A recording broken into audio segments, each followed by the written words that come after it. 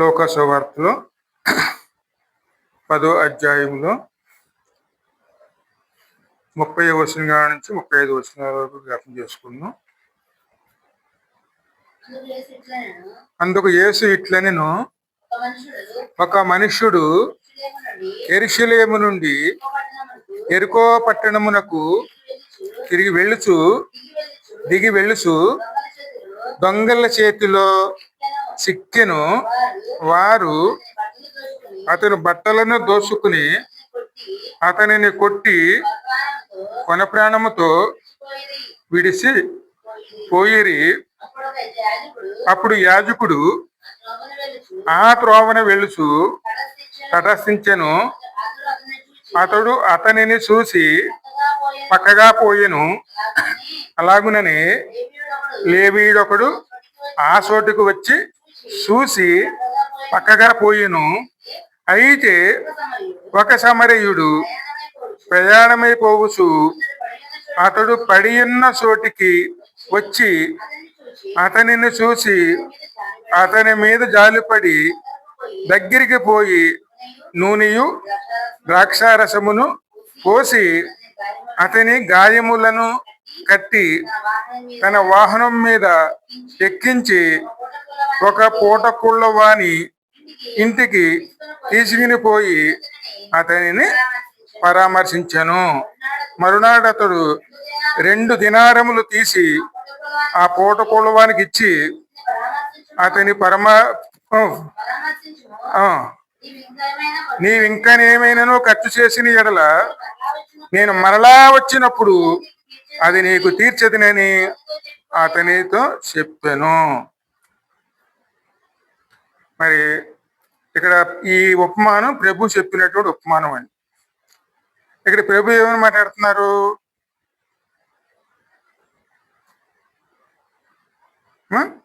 అందుకు యేసు ఇట్లనెను, ఒక మనుషుడు యెరూషలేము నుండి యెరికో పట్టణముకు దిగు వెళ్ళుట. ఇది ఆ సందర్భం ఏమిటంటే అక్కడ పొరుగువాడు గురించి మాట్లాడుతున్నారండి. ఇక నిజానికి పొరుగువాడు ఎవరు?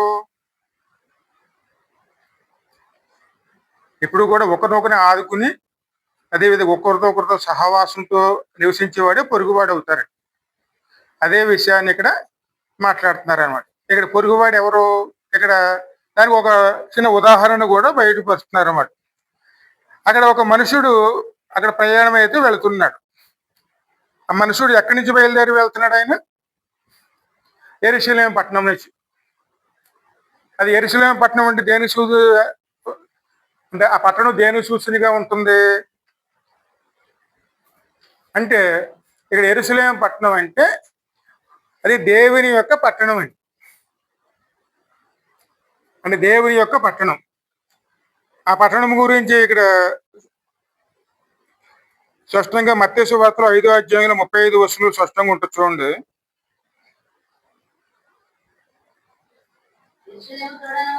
యెరూషలేము తోడనవద్దు, అది మహారాజు పట్టణము. ఎందుకంటే ఆ పట్టణం ఎవరిది? అందులో దేవుడు నివసించేటువంటి, దేవుడు పరిపాలించేటువంటి పట్టణం అండి. అంటే దేవుని రాజ్యం. ఇది ఆత్మీయంగా చూడాలండి.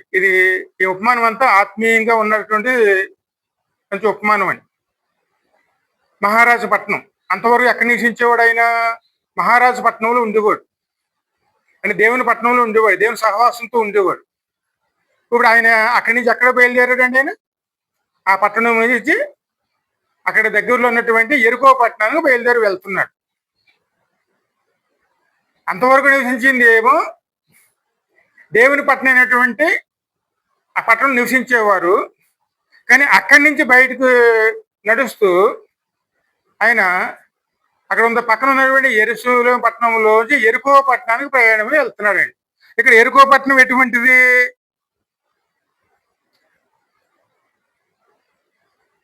ఇంకా ముందు చూస్తే ఇక్కడ యెరూషలేము పట్టణం గురించి కీర్తన 99వ కీర్తన 5వ వచనం కూడా చూడం.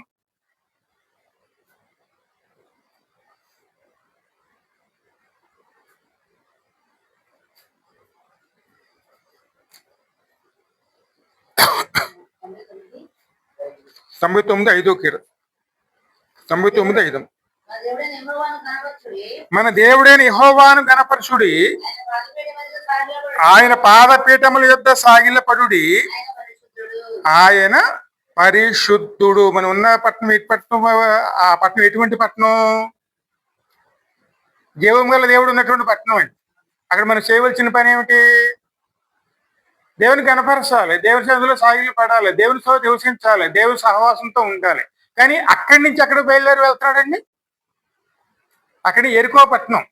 ఆ పట్టణం ఎటువంటిదంటే మన యెహోషువ గ్రంథంలో ఉంటుంది చూడండి, 6వ అధ్యాయం 26వ వచనం.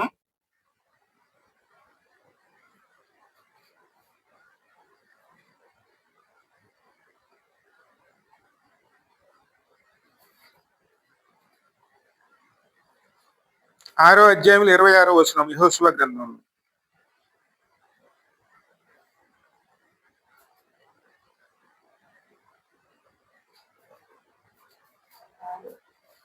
6:26.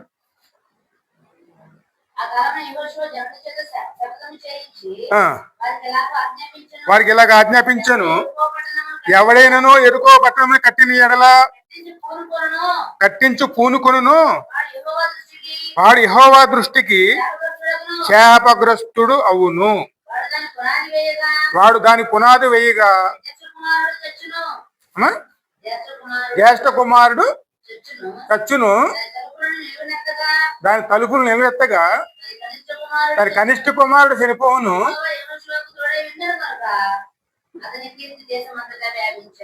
ఆ పట్టణం ఎటువంటిది? అది దేవుడు శపించిన పట్టణం అండి. అది శాపగ్రస్తమైన పట్టణం.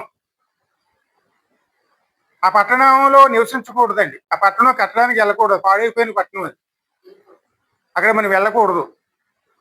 ఆ పట్టణం దేని సాదృశ్యం అంటే అది లోకానికి సాదృశ్యం అండి.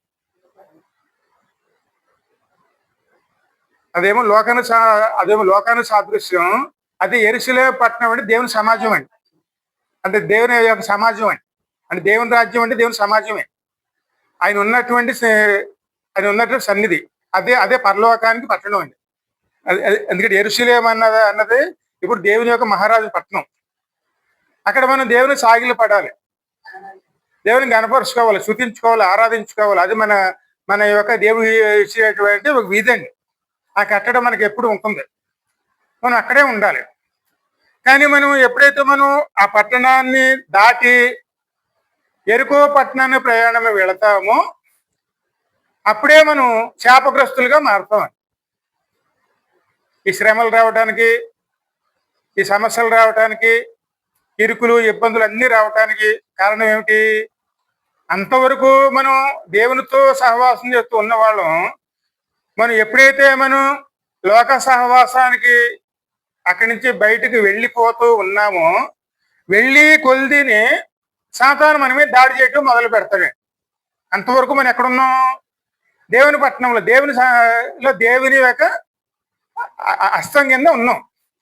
కానీ ఆయన కాదని మనం ఎప్పుడైతే బయటికి వెళతామో అప్పుడు సాతాను మన మీద దాడి చేయటం మొదలు పెడతాడు. అందుకే ఆ దారి ఎలాగుంటుందంటే కొండలు, లోయలు, గుట్టలు భయంకరంగా ఉంటుందండి.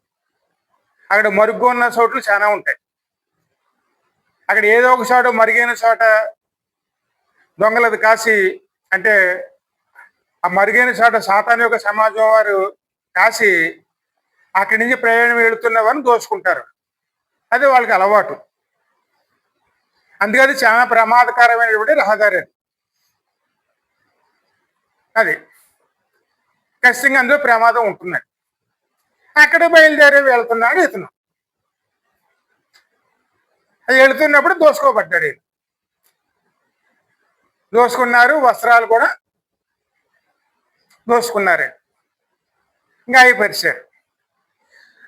ఇక్కడ యెరూషలేములో ఉన్నది ఏమిటి, అక్కడ యెరికోలో ఉన్నది ఏమిటి ముందు మనం గమనించాలండి. ఎందుకంటే యెరూషలేములో మనకి ఏముంటుంది?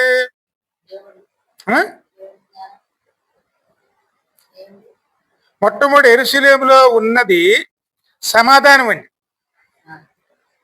దేవుని సమాధానం ఉంటుంది అక్కడ. ఎప్పుడు మనం సమాధానకరంగా ఉంటూ ఉంటామండి. అశాంతి ఉండదు. కానీ ఎరుకలో ఏముంటుంది?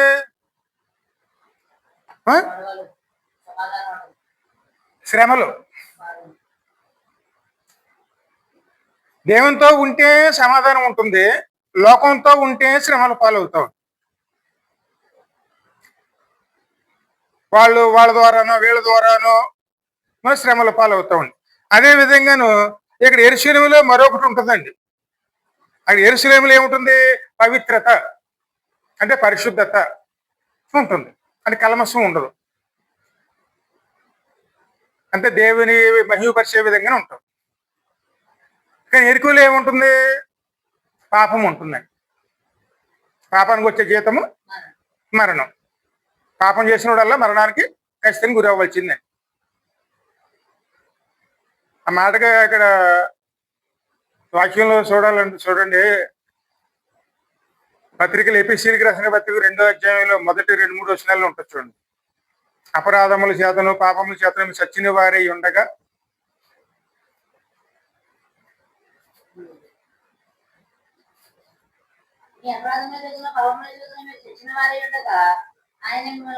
పరిశుద్ధత అనే సన్నిధానంలోంచి మనం లోకమనే పాపము నివసించేటువంటి శోటకమైన జీవించడానికి మన ప్రయాణమై వెళితే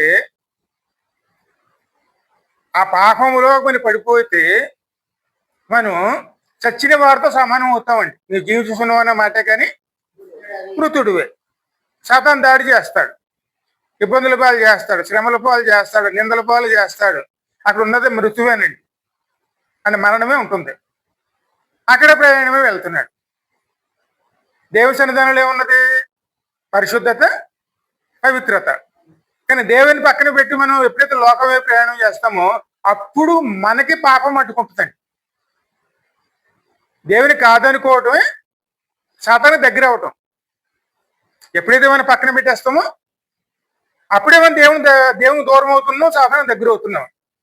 సాతాను దగ్గరికి అవుతే సాతాను ఏం చేస్తాడు? అదను చూసి దాడి చేయటం మొదలు పెడతాడు, దోసుకుంటాడండి. అలా జరుగుతుంది. అదేవిధంగా ఇంకా ముందుకెళ్ళదు చూడండి. అదేవిధంగా యెరూషలేములో మరొకటి ఏముంటుంది? ఆశీర్వాదం అండి. ఆశీర్వాదం ఏమో దేవుని దగ్గర ఉంటుంది. అక్కడ ఎరుకలో ఏముంటుంది? ఈ పాపంలో వచ్చే జీతం ఏంటండి? మనం అంటే శాపం. లోకంలో ఏం దొరుకుతుందండి మనకి? శాపగ్రస్తులుగా మారుతాం. అదే కానీ దేవుని దగ్గర ఉంటే లోకంలోనేమో శాపగ్రస్తుల కింద మారిపోతాం. దేవుడి సన్నిధానంలో మనం ఆశీర్వాదకరంగా ఉంటామండి. మరి ఆశీర్వాదం కాదనుకుని మనం దేవుడి సన్నిధానం పక్కన పెట్టి వెళితే ఆశీర్వాద స్థానంలో మనకి ఏమొస్తుందండి? శాపగ్రస్తులుగా మారిపోతాం. అదేవిధంగా మరొక చూస్తే ఇదే యెరూషలేములోను మనకి జీవం ఉంటుంది. నేనే జీవమును అన్నారే. ఖచ్చితంగా యేసయ్యలో జీవం ఉన్నది, ఆయన నిత్య జీవం.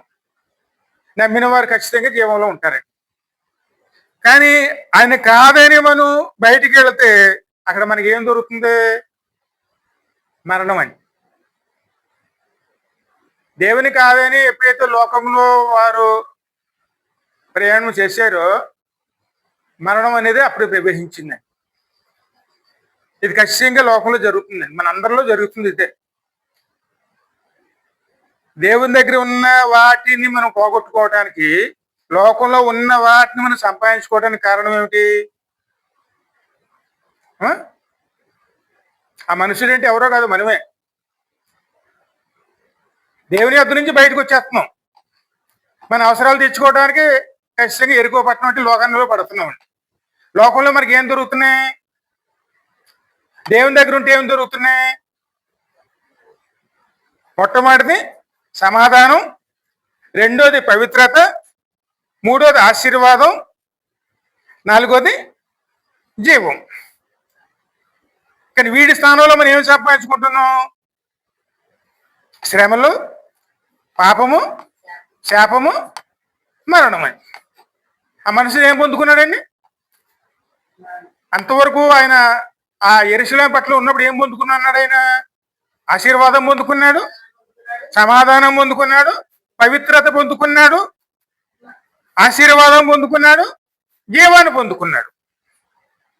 కానీ ఆయన కాదని ఎప్పుడైతే దేవుడి చేత చెప్పించబడిన పట్టణంలో ప్రయాణం చేశాడో, ఆ ప్రయాణంలో ఆ రహదారులు ఏమి ఉన్నదండి? ప్రమాదాలు, మాటు వేసి దాడి చేసేటువంటి దొంగల ముఠ. ఆ దొంగల ముఠ ఎవరు? సాతాను యొక్క సమూహం అని. వాడికి మనం ఇక్కడ లోనవుతామండి. మన అందరూ ఇదే జరుగుతుందండి. మనం ఎప్పుడూ కూడా మనం దేవుడి సన్నిధానంలో మనం భద్రంగా ఆయన సన్నిధిలో మనం నిలిచి ఉన్న రోజులు అన్నీ కూడాను ఇవన్నీ కూడా మనం పొందుకునే వారమే ఉంటాం. ఆయన జీవంతో ఉంటామండి. కానీ ఆయన కాదని మన పక్కన ఎప్పుడైతే పెడతామో ఇవన్నీ కూడాను వరుసగా మన మీద ఏలుబడి చేయడం మొదలవుతుందండి. మొట్టమొదటి శ్రమల్లో పడిపోతాం. ఆ తర్వాత ఏం దొరుకుతుందండి? పాపంలో పడిపోతాం. ఆ తర్వాత ఏం దొరుకుతుంది? శాపగ్రస్తులుగా మారుతామండి. శాపం నుంచి వచ్చేదే మరణం అని.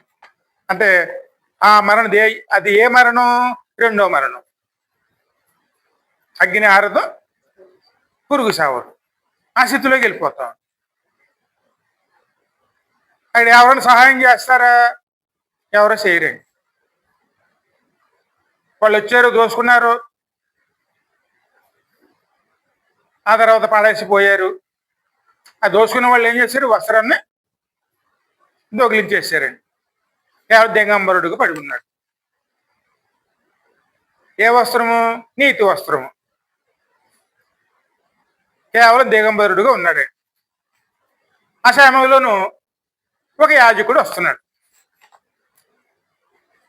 యాజకుడు ప్రయాణమై ఆ దారిలోనూ వస్తున్నాడు. యాజకుడు దేని సాదృశ్యం అండి? యాజకుడు అక్కడ ధర్మశాస్త్రానికి ఆయన వస్తాడు. వచ్చినప్పుడు ఈయన పడిపోయిన స్థితిని చూశాడు. ఆయన చుట్టూ తిరిగి జాలిపడి పక్కంటి వెళ్ళిపోయాడు. ఆయన సహాయం చేయలేదండి. మరి కాసేపటికి లేవీయుడు ఒకడు అదే దారిలో వచ్చి ప్రయాణమే ముందుకు వెళ్తున్నాడు. ఆయన కూడా ఏం చేశాడు? ఆయన చుట్టూ చూసి పక్క తప్పుకుని అక్కడి నుంచి వెళ్ళిపోయాడు. మన ధర్మశాస్త్రం ఎప్పుడూ కూడాను మన సహాయం చేసే స్థితిలో ఉండదండి. కేవలం బోధిస్తుందంతే, మనం విడిపించదు, సహాయం చేయదండి. ఇప్పుడైనా సరే మనం అందరూ ఏం చేస్తున్నామంటే బైబిల్ గ్రంథం చదివితే ఆశీర్వాదం, చదువుతాం. వాక్యం వింటే ఆశీర్వాదం, వింటాం. కానీ విన్నందువల్ల, చదివినందువల్ల నాకు ఉపయోగపడాలంటే అక్కడ మనం చేయవలసింది ఏమిటి?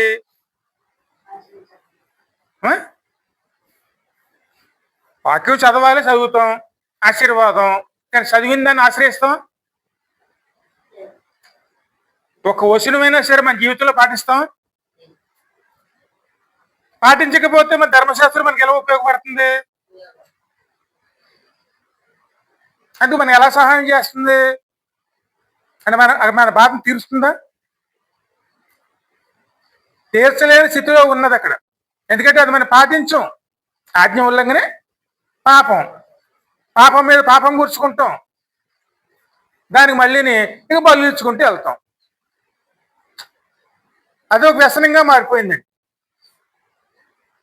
ఈ పరిస్థితి మంది. అందుకే లేవీయుడు కానీ యాజకుడు కానీ ఎవరు ఏం చేయలేరండి, సహాయం చేయలేరు. అటువంటి పరిస్థితుల్లోనూ ఒక సమరయుడు వచ్చాడు. ఇక్కడ సమరయుడిని ఎందుకు చూపిస్తున్నారు? అందరి చేత తృణీకరించబడిన వాడు అని అర్థమైంది. రేసే ఈ లోకానికి వచ్చినప్పుడు అందరూ కూడా ఆయన ఎలా చూశారు? ఆయన ఆ మాట యెషయా గ్రంథం 53 అధ్యాయాలు ఉంది కదండి. అతను తృణీకరించబడిన వాడు ఆయన లక్ష్యం ఏరండి. ఆయన వచ్చాడు. ఆయన సహవాసం చేయరు. ఇప్పుడైనా చూడండి, ఆ దేవుని సన్నిధానంలో రావడానికి మొక్కమొట్టం వస్తుంది, అంతేకాదు చాలా చిన్నతనం వస్తుందండి. అలాగే ఆలోచిస్తారు. దాని మీద ఉన్నతమైన వాళ్ళు అయినట్టు, ఆయన ఏదో తక్కువ అయినట్టు అలా భావిస్తూ ఉంటామండి. అందుకే సమరయుడిని చూపిస్తున్నారు ఇక్కడ. ఆయన వచ్చాడు. ఆయన వచ్చి వస్తూ గాడి మీద వచ్చాడు. ఆయన వచ్చేటప్పటికి పడిపోయి ఉన్నవాడిని చూశాడు. వెంటనే గబగబా దిగాడు. దిగిన వెంటనే ఆయన ఉన్న పరిస్థితిని చూశాడు. ఆయన ఎలా ఉన్నాడు అప్పుడు? పోన ప్రాణాలతో ఉన్నాడు. ఎందుకంటే అంతవరకు కూడా సహాయం చేసిన వాళ్ళు ఒక్కడే దొరకలేదండి. కొట్టేశారు, వెళ్ళిపోయారు, పడేసిపోయారు. కనీసం మంచినీళ్ళు చొక్క ఇచ్చేవారు కూడా లేరు. అంతకుముందు ఇద్దరు వచ్చారు, కానీ ఇద్దరు ఏం చేశారండి? అదే త్రోవలో వెళుతున్నారు. ఈ త్రోవలో ఎవరు ఉంటారు మనకి అక్కడ? ఈ త్రోవలో మనకి ఎదురు ఎవరు అవుతారో ఇక్కడ? యాజకులు, దేవుని వాక్యం. ఇద్దరే ఎదురవుతారు మనకి. ఇద్దరి వల్ల మనకు సహాయం దొరుకుతుందా, లేకపోతే యేసయ్య ద్వారా మనకు సహాయం దొరుకుతుందా?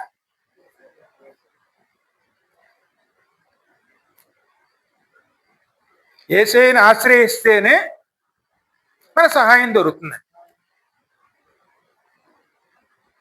వెంటనే ఆయన వచ్చి గబాబాను ఆయన దగ్గర ద్రాక్షారసం తీసుకుని ఆయన ముందు నూనె రాసి కట్లు కట్టి ఆయన నోట్లోనూ ద్రాక్షారసం పోసి ఆయన పరామర్శించాడు. అంటే పడిపోయిన వాడికి, అపాయంలో ఉన్నవాడు మొట్టమొదటి ఏమి ఇవ్వాలి? కానీ తాగటానికి కసింగ్ ఇవ్వాలండి. అప్పుడు ప్రాణం తప్పిల్లుతుంది. వెంటనే కట్లు కట్టాడు. నూనె ద్రాక్షారసం తీసుకుని ఆయన పరిచర్య చేశాడు.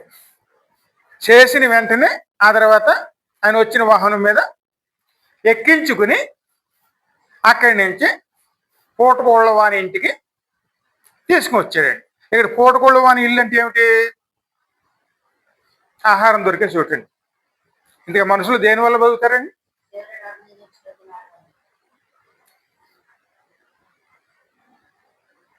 ఆమె ద్వితీయోపదేశ ఖండంలో ఉంటుంది, అదేవిధంగా యెషయా గ్రంథంలో కూడా ఉంటుంది. కేవలం మనుషులు దేవుని నోట్లో వచ్చే మాట వల్లనే జీవించుతురు. రొట్టె వల్ల కాదండి, ఆహారం వల్ల కాదండి, దేవుడి నోట్లో వచ్చే మాట వల్లనే జీవిస్తామండి. ఇప్పుడు ఆయన తీసుకువచ్చాడు. ఈ పూటకోళ్ళు ఇల్లు అంటే దేవుని సన్నిధి, వాక్యాహారం ఉంటుంది. అంటే ఆదరణ మనకు దొరుకుతుంది, ఆదరించేవాడు ఆయన. కానీ అంతకుముందు వచ్చిన ధర్మశాస్త్రం ఎవరు? ఆజ్ఞలు. ఆజ్ఞలు పాటించాలి. కానీ ఇక్కడ వచ్చినటువంటి ఆదరణ ఎవరు? దేవుని వాక్యం. ఈ వాక్యంలో మనకి ఆదరణ దొరుకుతుంది, కానీ ఆజ్ఞల్లో ఆదరణ దొరకదండి. ఆ రోజు ధర్మశాస్త్రం 5 గ్రంథాలు కూడా ఆజ్ఞలు. అది మనం ఏం చెయ్యాలో ఏం చేయకూడదు అన్ని విధులును కట్టడలును. కానీ యేసయ్యలోంచి మనకి ఏమొచ్చింది? ఆదరణ. అని మాటలో ఆదరణ ఉంది మనకి. ఆయనే వచ్చాడు, వచ్చి పరామర్శించాడు, తీసుకొచ్చాడు. పూటకోళ్ళు ఇంటికాడ తీసుకొచ్చాడు. అక్కడ అప్పచెప్పి మళ్ళీ మర్నాడు వచ్చి మనకి ఒక 2 దేనారాలు ఇచ్చి ఆయన పరామర్శించమని, దాన్ని వచ్చే వరకు కూడా ఇక్కడే ఉంటాడని చెప్పి ఆయన చెప్పారండి. అంటే 2వ రాకడ వరకు. అంతవరకు ఏమి ఇచ్చాడు ఆయన? 2 దేనారములు. పాత నిబంధన, కొత్త నిబంధన. అంటే పరలోకధనం, పరిశుద్ధత, పవిత్రత. ఇది దేవుళ్ళలోంచి మనం పొందుకున్నాం. దీనికి ద్వారాను మనము పూటకోళ్ళు వాళ్ళ ఇంట్లోనూ ఆదరించబడతాం. ఏమైనా కొరత ఉంటే, ఇంకా ఏమైనా ఇవ్వాల్సి వస్తే నేను మరలా వచ్చి నేను ఇస్తాను, అప్పటి వరకు కూడా అతన్ని నువ్వు కాపాడు అని. అంటే అతన్ని ఆదరించమని అన్నారు. మరి యేసే ఎవరు? మా స్పష్టంగా ఉండదు చూడండి. మా లోకసువార్తలో ఇంకా ముందుకు వెళ్తే చూడండి, లోకసువార్తలో అక్కడ అక్కడ 19వ అధ్యాయంలోను 19:10 చూడమ్మా.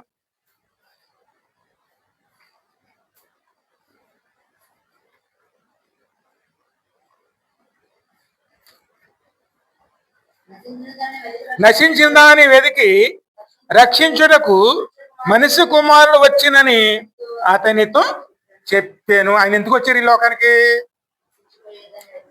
నశించిపోతున్నామండి. దేవుని దగ్గర ఉండవలసిన మనము ఎరుకోక శపించిన దాంట్లోకి వెళ్ళిపోతున్నాం. ఆ దారి అంతా ఎలాగుంటుంది? దోపిడీ దొంగలు దోసుకునే వారు శుభ్రంగా కొట్టి అవతల పడేస్తారండి, గాయపరుస్తారు, కోన ప్రాణాలతో పడి ఉంటామని. అదే ఆత్మీయంగా చనిపోవటం, గాయాలతో పడి ఉంటాం. ఆదరణ ఎక్కడ దొరుకుతుంది మనకి? ఆదరించడానికి ఆయన ఈ లోకానికి వచ్చారండి. నశించిపోయేదాన్ని వెదికి రక్షించటానికి ఆయన ఈ లోకానికి వచ్చి ఆయన ఎందుకు వచ్చారు? ఆయన ఎందుకు వచ్చారంటే ఇక్కడ యెహెజ్కేలు గ్రంథంలో 18:27 చూడము.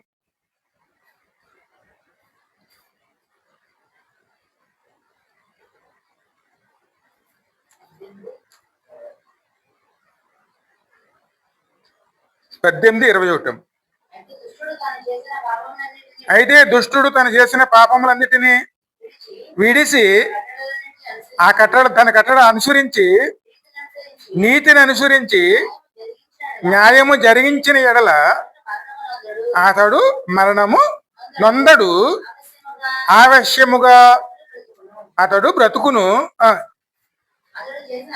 అతడు చేసిన అపరాధములలో ఒకటియు జ్ఞాపకములోనికి రాదు. అతని నీతిని బట్టి అతడు బ్రతుకును. దుష్టులు మరణము నొందుట చేత నాకు ఏమాత్రమును సంతోషము కలుగున. హల్లెలూయా. ఇది దేవుని ప్రేమ అండి. దేవునికి దూరంగా వెళ్ళిపోవటమే మనం చేసిన పాపం. పాపం చేయటమే దుష్టులుగా మారతాం అండి. సాతానుతో సహవాసం చేసడానికి లోక సంచారం లోక సంచారంలోకి వెళ్ళిపోతున్నాం. ఇప్పుడు కూడా అదే కదండి. దేవుని సన్నిధానం అంటే కుదరదని చెప్పి ఏం చేస్తున్నాం? మనం లోకంలోనూ ఆ సహవాసాలకు వెళ్తూ ఉంటామండి. చేయరాని పనులు చేసుకుంటూ ఇటు దేవుడు కావాలంటున్నాం, అటు లోకం కావాలంటున్నాం. పాపంలో పాపాన్ని కూర్చుకుంటూ మరణకర పరిస్థితిలోకి వెళ్ళిపోతున్నాం. ఆదరణ లేదు. ఎందుకంటే మనం దేవుని సన్నిధానాన్ని ఎప్పుడైతే మనం కాదనుకుంటామో, బతకడానికి లోకం మీద ఆధారపడతామో, సాతాను వరుసగా మనం దాడి చేస్తూనే ఉంటాడు. గర్జించే సింహం వలె ఎవరిని మింగుందనా అని వాడు తిరుగురాత పేతురు గ్రంథంలో ఉంది కదండి. వాడు తిరుగుతూనే ఉంటాడు. అక్కడ మనం దొరికేమనుకోండి దాడి చేస్తాడు. ఒకసారి కాదు, ప్రతిసారి ఎప్పుడు దొరికితే అప్పుడు దాడి చేస్తాడు. అంతే. శ్రమ వెంబడి శ్రమ, శ్రమలు వెంబడి శ్రమ రావటానికి కారణం ఏమిటి? ఆ దారిలోను, అంటే ఎరుకో వెళ్ళే దారిలోను అన్ని శ్రమలే ఉంటాయి. దేవునికి దూరంగా వెళ్ళిపోవటం పాపం.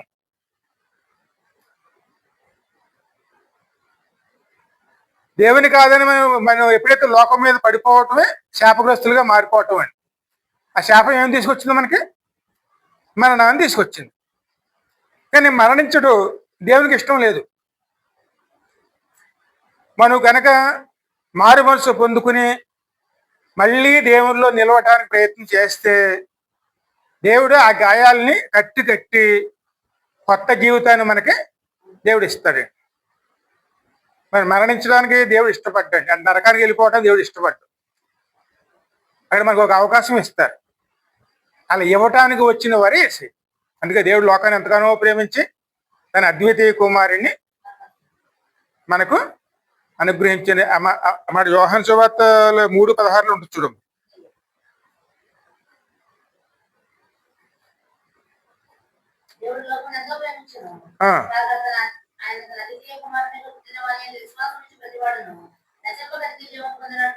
నిత్య జీవం పొందినట్లు ఆయనను అనుగ్రహించాను. హల్లెలూయా. ఈ సత్యాన్ని మనం గ్రహించుకోవాలండి. దేవుల్లో నివసించినంత కాలం మనకు ఆశీర్వాదం, పరిశుద్ధత, అదే విధంగాను జీవము, ఆశీర్వాదాలతో పాటు సమాధానంతో పాటు ఇవన్నిట్లో మనం సమృద్ధిగా ఉంటుందండి. ఎప్పుడైతే మనం ఆశపడవచ్చు కానీ దురాశ పడకూడదు. దేవుడిచ్చినంత తృప్తి పడ్డామనుకోండి, నూరంతర ఫలాలు ఇస్తాడు. కానీ దేవుడు ఇవ్వని దాని కోసం మనం ప్రయాసపడటమే అక్కడ మనం చేస్తున్న పొరపాటు అండి. ఎందుకంటే దేవుడి సన్నిధానంలో మనకి ఇచ్చింది చాలదనుకుని లోకంలో ఏదో సంపాదించుకోవటం ప్రయాసపడితే మరి దేవుని ఆశీర్వాదం మనకి ఎలాగ వస్తుంది? ఇప్పుడు చూడండి, మేము దేవుని బిడ్డలం అంటారు, రక్షణ పొందుకుంటారు.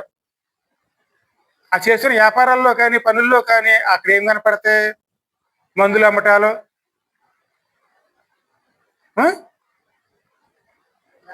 అంటే ఏసు రక్తంతో కడగబడే వాళ్ళు, ఏసుతో సహవాసం చేస్తున్న వారు దొంగ మందులు అమ్మచ్చా?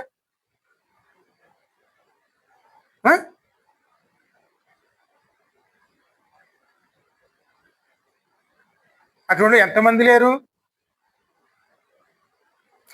ఆ చేస్తున్న వ్యాపారాల్లోనూ అంతా న్యాయబద్ధంగా ఉందా? ఎప్పుడైతే దారి తప్పుతామో శాపగ్రస్తులుగా మారటానికి మనం ముందుకు వెళ్తున్నట్టండి. ఆ వెంటనే వాడు ఏం చేస్తాడు? దాడి చేయటం మొదలు పెడతాడు. వాడు దాడి చేసే చోటు ఎలాగుంటుంది? మరి కనపడదు. సాటు నుండి దాడి చేస్తాడు, కొట్టి అవతల పాడేస్తాడు.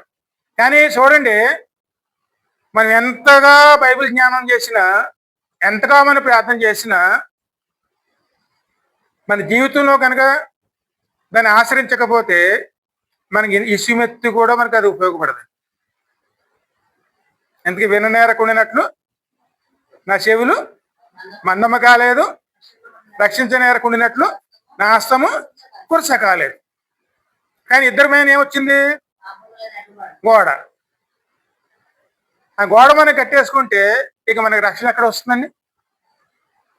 ఇంతకీ రక్షణ అంటే ఏమిటి? సాతాను నుంచి రక్షణ.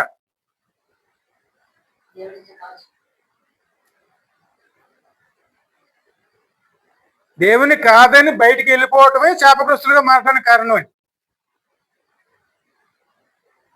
అదే స్పష్టంగా చెప్తున్నాడు. మరి ఈ ఆత్మీయ సత్యం మనం గ్రహించుకున్నాం అనుకోండి, దేవుడు ఇచ్చిన తృప్తి పడతాం, దేవునితో కలిసి నడుస్తాం, దేవుని సమాధానంతో జీవించేవారమే ఉంటాం. మన అవసరతలు ఉంటే దేవుని అడిగి ఆయన దగ్గర పొందుకునేవారమే ఉంటాం. మన ఇంట్లో ఏముంటుంది? జీవం ఉంటుంది. కానీ ఆయన కాదే మనం బయటికి వెళ్ళి సంపాదించుకునే ప్రయత్నం చేస్తే ఈ లోకంలో ఎవరుంటారు? లోకంలో మంచివాడు అన్న ఒకరు చూపించండి, లాభం లేకుండా పనిచేసేవాడు ఒకరు చూపించండి. ఇప్పుడున్న మనస్తత్వాలు ఎలా ఉంటాయండి? ₹1 అక్కడ గిట్టదనుకుంటే ఇసుమంతి పని కూడా చేసి పెట్టరండి. లాభం లేనిదే ఏ పని చేయరు. అందుకే మనకి ఎవరి మీద ఎవరితో ఉండాలి? మనం దేవునితో నడిచామనుకోండి, ఆయనలో నిలిచి ఉన్నామనుకోండి, ఆశీర్వాదం, సమాధానం, పవిత్రత, పరిశుద్ధత, జీవం అంటే నిత్య జీవం ఇవన్నీ ఉంటాయండి. ఆయన కాదని బయటకు వెళ్తాం చూడండి, నీవు జీవించున్నావు అన్న మాట. కానీ మృతుడవే అటువంటి కుటుంబాలు బోళ్ళని ఉన్నాయి. మన ముందుకు చాలా మంది కనపడతారు. బతుకుతున్నాం. ఎందుకు బతుకుతున్నాం? ఇది నిండా అయ్యానే సమాధానం ఉండదు. ఎప్పుడు ఏం జరుగుతుందో మనకు తెలియదు. ఆ స్థితిలో వెళ్ళిపోవడానికి కారణం అలా ఉన్న సమయంలో కూడాను మళ్ళీ దేవుని వైపు తిరిగి దేవునితో కలిసి నడిస్తే మన పునర్జీవాన్ని ఇస్తారండి. అలా ఇచ్చేవారుగానే ఆయన వచ్చారు.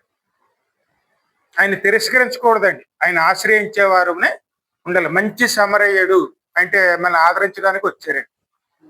ఆయన లాభాన్ని ఆశించేవారు కాదండి. సేవ చేయటానికే వచ్చాను కానీ చేయించుకోవటానికి రాలేదన్నాడు. మనం ఎవరైనా సరే మనకి సేవ చేయాలనుకుంటాం మనం. అలాగైతే మనం వారితో సహవాసం చేస్తామండి. కానీ మనం పని చేయడానికి సహవాసం చేస్తాం. వాళ్ళ ఇంటికి వెళ్ళి మనం పని చేసి రావాలంటే మనం వెళ్తాం. అక్కడ కనీసం బంధువుల ఇంటికి వెళ్తాం. అక్కడికి వెళ్ళి మనం పని చేయాలంటే అక్కడ మనకి ఏం పని, మనం ఎందుకు పని చేయాలంటాం. మరి ఆయన ఎందుకు వచ్చారు ఇక్కడికి?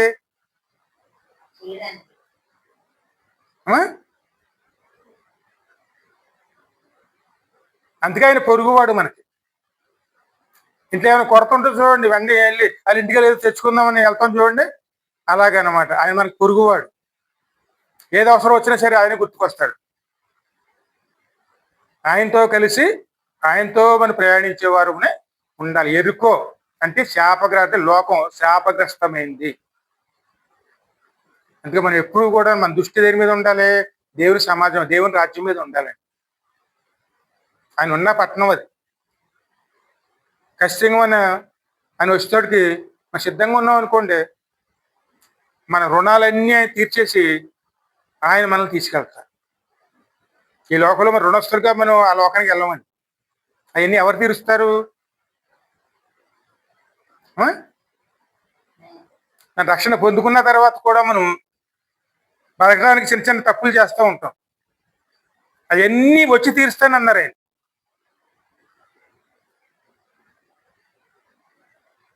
అందుకే ఆయన అన్నారు కదా, ఇంకా నువ్వేమైనా ఖర్చు పెడితే నేను వచ్చి నీ రుణాలు తీర్చి వెళతానన్నా. మరి ఆయనతో కలిసి ఉంటే రుణము లేని వారి కింద పరిశుద్ధులుగా మనం పరలోకం వెళతామని. కానీ లోకంలో ఉంటే రుణస్తులుగా ఉండి నిత్య నరకంలోకి వెళతామని. అందుకే ఆయన చెప్తున్నారు మరి, నేను మళ్ళీ వస్తాను. అందుకే మనకి పొరుగువాడు అంటే ఇక్కడ యేసయ్యనే. అక్కడ ఉన్నది ఎవరో, ముందు వచ్చింది ఎవరు? ఆ ముందు వచ్చిన ఒకరు పాస్టర్ గారు, ఇంకొక ఆయన ఏమో లేవి. ఇద్దరు వల్ల ఏమైనా ఉపయోగం కలిగిందా? ఎందుకంటే వాళ్ళ చేతిలో రక్షణ లేదు.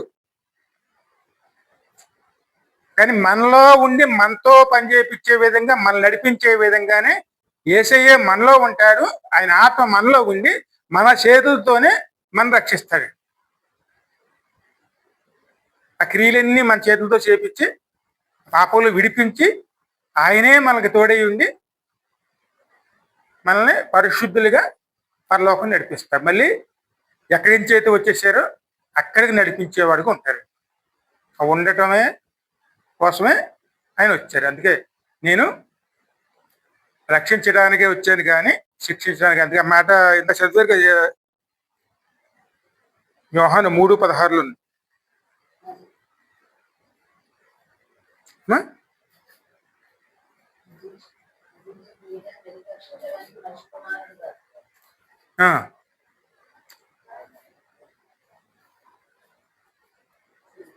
3:17 చదువు. రక్షణ పొందుటకే కానీ లోకముకు తీర్పు